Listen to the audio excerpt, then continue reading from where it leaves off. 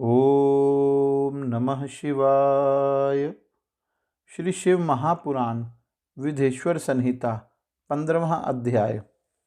ऋषिगण बोले, समस्त पदार्थों के ज्ञाताओं में श्रेष्ठ हे सूत जी, अब आप क्रमशः देश काल आदि का वर्णन करें।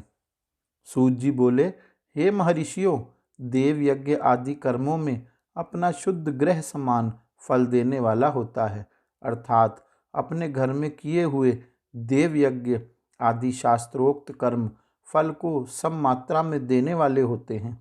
गौशाला का स्थान घर की अपेक्षा 10 गुना फल देता है। जलाशय का तट उससे भी 10 गुना महत्व रखता है तथा जहाँ बेल, तुलसी एवं पीपल वृक्ष का मूल निकट हो, वह स्थान जलाशय से भी 10 गुना अधिक फल देने वाला होता है। देवालय को उससे भी 10 गुना महत्व का स्थान जानना चाहिए। तीर्थ भूमि का तट देवालय से भी 10 गुना महत्व रखता है और उससे 10 गुना श्रेष्ठ नदी का किनारा। उससे 10 गुना उत्कृष्ट है तीर्थ नदी का तट और उससे भी 10 गुना महत्व रखता है सप्तगंगा नामक नदियों का तीर्थ। गंगा, गोदावरी, कावेरी, ताम्रपर्णी, सिंधु, सरयू और नर्मदा, इन 7 नदियों को सप्तगंगा कहा गया है। समुद्र के तट का स्थान इनसे भी 10 गुना अधिक पवित्र माना गया है और पर्वत के शिखर का प्रदेश समुद्र तट से भी 10 गुना पावन है। सबसे अधिक महत्व का वह स्थान जानना चाहिए जहाँ मन लग जाए। यहाँ तक देश का वर्णन हुआ। अब काल का तारतम्य बताया जाता है। सतयुग में यज्ञ, दान आदि कर्म पूर्ण फल देने वाले होते हैं, ऐसा जानना चाहिए। त्रेता युग में उसका 3/4 फल मिलता है। द्वापर में सदा आधे ही फल की प्राप्ति कही गई है। कलयुग में 1/4 ही फल की प्राप्ति समझनी चाहिए और आधा कलयुग बीतने पर उस फल में से भी 1/4 कम हो जाता है। शुद्ध अंतःकरण वाले पुरुष को शुद्ध एवं पवित्र दिन सम फल देने वाला होता है। हे विद्वान ब्राह्मणों, सूर्य संक्रांति के दिन किया हुआ सत्कर्म पूर्वोक्त शुद्ध दिन की अपेक्षा 10 गुना फल देने वाला होता है, यह जानना चाहिए। उससे भी 10 गुना अधिक महत्व उस कर्म का है जो विषुव नामक योग में किया जाता है। दक्षिणायन आरंभ होने के कारण अर्थात कर्क की संक्रांति में किए हुए पुण्य कर्म का महत्व विषुव से भी 10 गुना अधिक माना गया है। उससे भी 10 गुना अधिक मकर संक्रांति में और उससे भी 10 गुना अधिक चंद्र ग्रहण में किए हुए पुण्य का महत्व है। सूर्य ग्रहण का समय सबसे उत्तम है। उसमें किए गए पुण्य कर्म का फल चंद्र ग्रहण से भी अधिक और पूर्ण मात्रा में होता है। इस बात को विज्ञ पुरुष जानते हैं। जगत रूपी सूर्य का राहु रूपी विष से संयोग होता है, इसलिए सूर्य ग्रहण का समय रोग प्रदान करने वाला है। अतः उस विष की शांति के लिए उस समय स्नान, दान और जप आदि करने चाहिए। वह काल विष की शांति के लिए उपयोगी होने के कारण पुण्यप्रद माना गया है। जन्म नक्षत्र के दिन तथा व्रत की पूर्ति के दिन का समय सूर्य ग्रहण के समान ही समझा जाता है, परंतु महापुरुषों के संग का काल करोड़ों सूर्य ग्रहण के समान पावन है, ऐसा ज्ञानी पुरुष मानते हैं। तपोनिष्ठ योगी और ज्ञाननिष्ठ यति ये पूजा के पात्र हैं, क्योंकि ये पापों के नाश में कारण होते हैं। जिसने 24 लाख गायत्री का जप कर लिया हो, वह ब्राह्मण भी पूजा का पात्र है। उसका पूजन संपूर्ण फलों और भोगों को देने में समर्थ है। जो पतन से त्राण करता अर्थात नरक में गिरने से बचाता है, उसके लिए पात्र शब्द का प्रयोग होता है। वह दाता को पाप से त्राण प्रदान करने के कारण पात्र कहलाता है। गायत्री अपना गान करने वाले का अधोगति से त्राण करती है, इसलिए वह गायत्री कहलाती है। जैसे इस लोक में जो धनहीन है वह दूसरे को धन नहीं दे सकता, जो यहाँ धनवान है वही दूसरे को धन दे सकता है, उसी तरह जो स्वयं शुद्ध और पवित्र आत्मा है वही दूसरे मनुष्यों का त्राण या उद्धार कर सकता है। जो गायत्री का जप करके शुद्ध हो गया है वही शुद्ध ब्राह्मण कहा जाता है। इसलिए दान, जप, होम, पूजा इन सभी कर्मों के लिए वही शुद्ध पात्र है। ऐसा ब्राह्मण ही दान लेने तथा रक्षा करने की पात्रता रखता है। स्त्री हो या पुरुष, जो भी भूखा है वही अन्न दान का पात्र है। श्रेष्ठ ब्राह्मण को समय पर बुलाकर उसे धन अथवा उत्तम वाणी से संतुष्ट करना चाहिए। इससे अभीष्ट फल की प्राप्ति होती है। जिसको जिस वस्तु की इच्छा हो उसे वह वस्तु बिना मांगे ही दे दी जाए तो दाता को उस दान का पूरा पूरा फल प्राप्त होता है। ऐसी महर्षियों की मान्यता है। जो याचना करने के बाद भी दिया गया हो वह दान आधा ही फल देने वाला बताया गया है। अपने सेवक को दिया हुआ दान 1/4 फल देने वाला कहा गया है। हे विप्रवरो, जो जाति मात्र से ब्राह्मण है और दीनतापूर्ण व्रति से जीवन बिताता है उसे दिया हुआ धन का दान दाता को इस भूतल पर 10 वर्षों तक भोग प्रदान करने वाला होता है। वही दान यदि वेद वेत्ता ब्राह्मणों को दिया जाए तो वह स्वर्ग लोक में देवताओं के 10 वर्षों तक दिव्य भोग देने वाला होता है। गायत्री जापक ब्राह्मण को दान देने से सत्यलोक में 10 वर्षों तक पुण्य भोग प्राप्त होता है और विष्णु भक्त ब्राह्मण को दिया गया दान वैकुंठ की प्राप्ति कराने वाला जानना चाहिए। शिव भक्त विप्र को दिया हुआ दान कैलाश की प्राप्ति कराने वाला कहा गया है।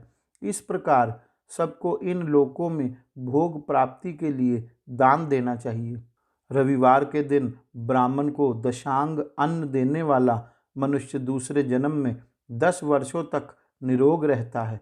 बहुत सम्मान पूर्वक बुलाना, अभयंग, पाद सेवन, वस्त्र, गंध आदि से पूजन, घी के मालपुए आदि सुंदर भोजन, छहो रस व्यंजन, दक्षिणा सहित तांबुल, नमस्कार और जाते जाते अनुगमन, ये अन्न के 10 अंग कहे गए हैं।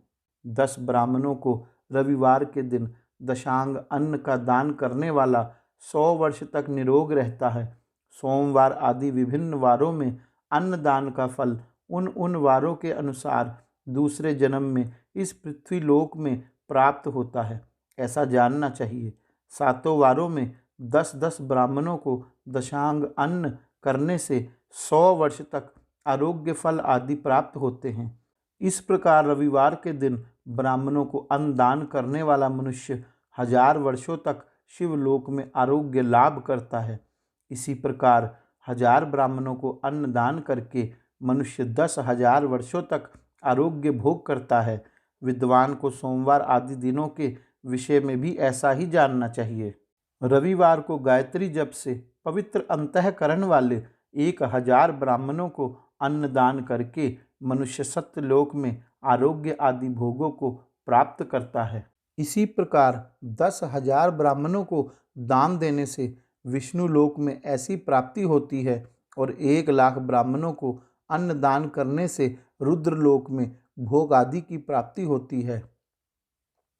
विद्या की कामना वाले मनुष्य को ब्रह्म बुद्धि से बालकों को दशांग अन्न का दान करना चाहिए। पुत्र की कामना वाले लोगों को विष्णु बुद्धि से युवकों को दान करना चाहिए और ज्ञान प्राप्ति की इच्छा वालों को रुद्र बुद्धि से वृद्ध जनों को दान देना चाहिए। इसी प्रकार बुद्धि की कामना करने वाले श्रेष्ठ मनुष्यों को सरस्वती बुद्धि से बालिकाओं को दशांग अन्न दान करना चाहिए। सुख भोग की कामना वाले श्रेष्ठ जनों को लक्ष्मी बुद्धि से युवतियों को दान देना चाहिए। आत्मज्ञान की इच्छा वाले लोगों को पार्वती बुद्धि से वृद्धा स्त्रियों को अन्न दान करना चाहिए। ब्राह्मण के लिए शील तथा उच्च व्रति से लाया हुआ और गुरु दक्षिणा में प्राप्त हुआ अन्न धन शुद्ध द्रव्य कहलाता है। उसका दान दाता को पूर्ण फल देने वाला बताया गया है। शुद्ध प्रतिग्रह में मिला हुआ द्रव्य मध्यम द्रव्य कहा जाता है और खेती व्यापार आदि से प्राप्त धन अधम द्रव्य कहा गया है।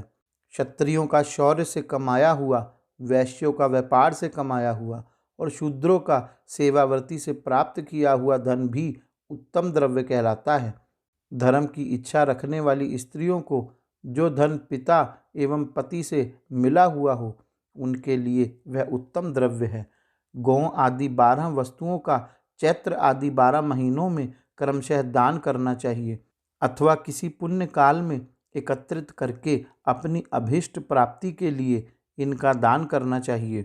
गौ, भूमि, तिल, सुवर्ण, घी, वस्त्र, धान्य, गुड़, चांदी, नमक, कोहड़ा और कन्या, ये ही 12 वस्तुएं हैं। गोदान में दी हुई गाय के उपकारी गोबर से धन, धान्य आदि ठोस पदार्थों के आश्रय से टिके पापों का नाश होता है और उसके गोमूत्र से जल, तेल आदि तरल पदार्थों में रहने वाले पापों का नाश होता है। उसके दूध, दही और घी से कायिक, वाचिक तथा मानसिक तीनों प्रकार के पाप का नाश होता है। उनसे कायिक आदि पुण्य कर्मों की पुष्टि भी होती है। ऐसा बुद्धिमान मनुष्य को जानना चाहिए। हे ब्राह्मणों, भूमि का दान इहलोक और परलोक में प्रतिष्ठा की प्राप्ति कराने वाला है। तिल का दान बलवर्धक एवं मृत्यु का निवारक कहा गया है। सुवर्ण का दान जठराग्नि को बढ़ाने वाला तथा वीरदायक है। घी के दान को पुष्टि कारक जानना चाहिए। वस्त्र का दान आयु की वृद्धि कराने वाला है, ऐसा जानना चाहिए।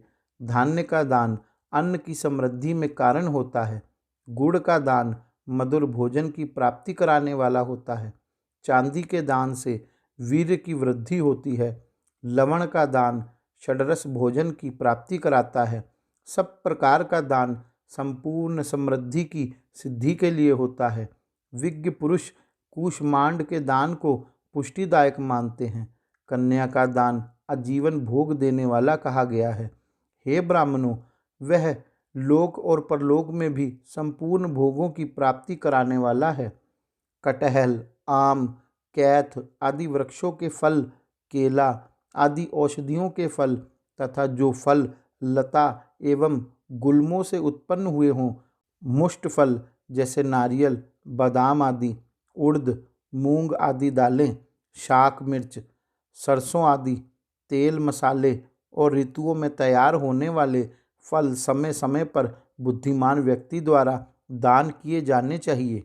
विद्वान पुरुष को चाहिए कि जिन वस्तुओं से श्रवण आदि इंद्रियों की तृप्ति होती है उनका सदा दान करे। श्रोत्र आदि 10 इंद्रियों के जो शब्द आदि 10 विषय हैं उनका दान किया जाए तो वे भोगों की प्राप्ति कराते हैं तथा दिशा आदि इंद्रिय देवताओं को संतुष्ट करते हैं।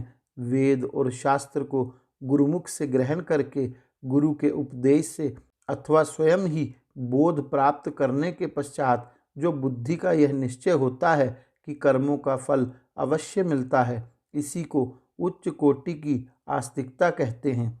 भाई, बंधु अथवा राजा के भय से जो आस्तिकता बुद्धि या श्रद्धा होती है वह कनिष्ठ श्रेणी की आस्तिकता होती है।